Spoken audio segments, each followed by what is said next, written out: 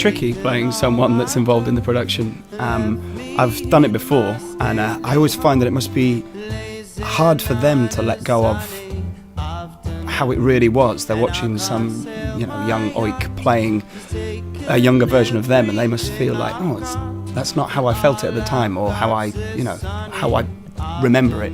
But it's difficult for them, I imagine, and it's tricky for me. It was for the first few times that I did it. It's always hard having someone judging you from the semi-darkness, but you get over it and you just sort of carry on and do the best you can. The best part about playing Dave is the fact that he's such a fun, carefree character. He's so passionate and he always says exactly what he feels.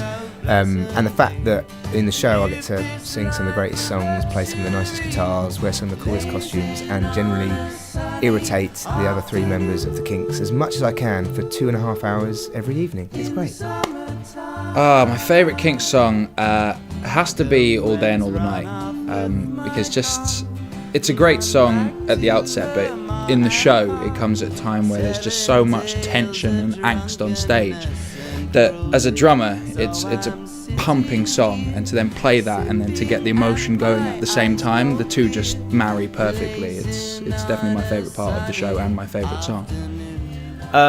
Well, three of us trained as actors. I trained at Lambda, Ryan went to Royal Welsh College, and Andy went to LIPA, and then Mark trained as an actor-musician at Rose Bruford.